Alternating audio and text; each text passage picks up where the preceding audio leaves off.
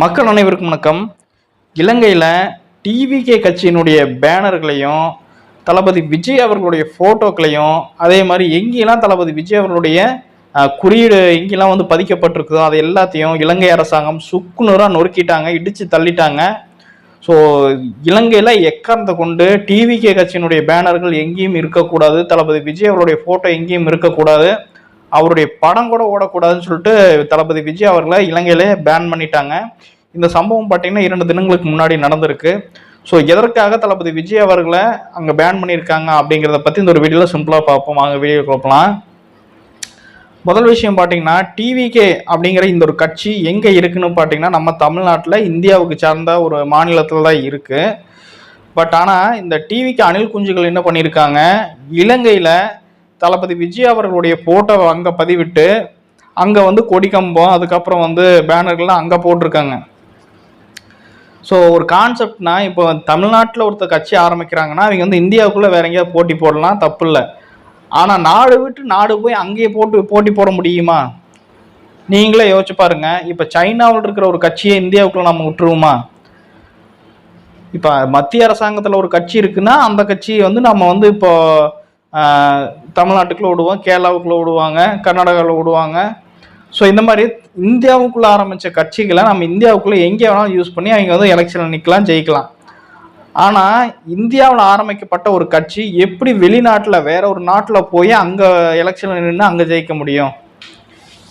இதில் கொஞ்சம் கூட லாஜிக்குங்கிறதே கிடையாதுல்ல. ஸோ இதை பார்த்துட்டு கடுப்பான ஸ்ரீலங்கன் அரசாங்கம் என்ன பண்ணிட்டாங்க, எப்படி இந்தியாவில் இருக்கக்கூடிய தமிழ்நாட்டில் இருக்கக்கூடிய ஒரு கட்சியினுடைய கொடியும் அவங்களோட பேனர்களும் அந்த கட்சியினுடைய தலைவர் புகைப்படங்களெல்லாம் எப்படி நம்ம நாட்டுக்குள்ளே கொண்டு வரலாம் அப்படின்னு தளபதி விஜய் அவருடைய கொடியாகட்டும், கட்சி கொடியாகட்டும், தளபதி விஜய் அவருடைய முக போஸ்டர்களாகட்டும், டிவிகே கட்சியினுடைய போஸ்டர்களாகட்டும், பேனர்களாகட்டும் எல்லாத்தையும் தரைமட்டமாக்கிட்டாங்க.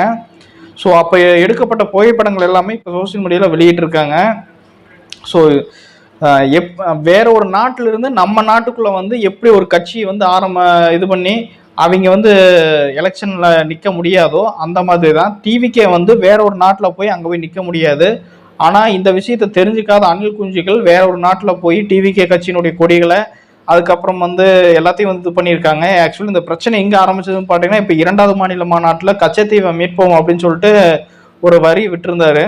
ஸோ அந்த ஒரு வரியின் காரணமாக பார்த்தீங்கன்னா கச்சத்தீவில் இருக்கக்கூடிய தமிழர்களாகட்டும், அதே மாதிரி இலங்கையில் வந்து அந்த எண்டில் இருக்கக்கூடிய தமிழர்களாகட்டும், அவங்க எல்லாருமே பார்த்தீங்கன்னா டிவிகே கட்சியினுடைய கொடியை வந்து இப்போ நட்ட ஆரம்பிச்சிட்டாங்களாமா. தளபதி விஜய் வருவார், எங்களை காப்பாற்றுவார் அப்படின்ட்டு. ஆனால் உண்மையை சொல்ல போனால் கச்சத்தீவை மீட்க போகிறது வந்து தளபதி விஜய் அவர்கள் வந்து தான் மீட்பார் அப்படிங்கிறதுலாம் இல்லை.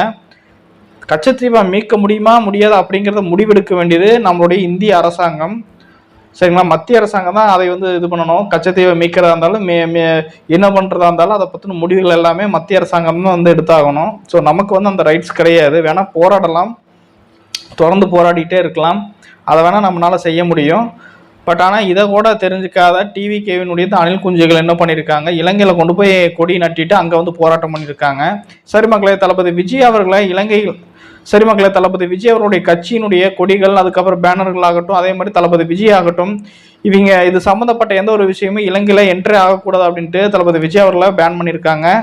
இதை பற்றின உங்களுடைய ஒப்பீனியன் கமெண்ட் செக்ஷனில் சொல்லுங்கள். மறக்காம வீடியோக்கு லைக் பண்ணிவிட்டு என்னோட சேனல் சப்ஸ்கிரைப் பண்ணுங்கள். நான் மீண்டும் அடுத்த ஒரு டாபிக் உங்களுக்கு சந்திக்கிறேன். நன்றி, வணக்கம்.